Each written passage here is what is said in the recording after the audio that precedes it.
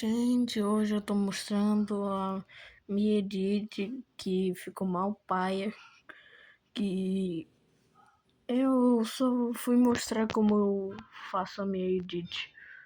É tipo isso daqui. Vejam. Ficou meio paia.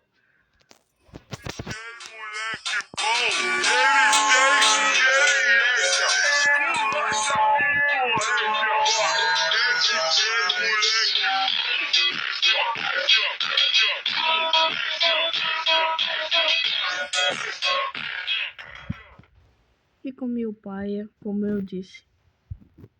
Mas tomara que vocês tenham gostado. Ficou ruim. Mesmo eu fazendo esse ritmo.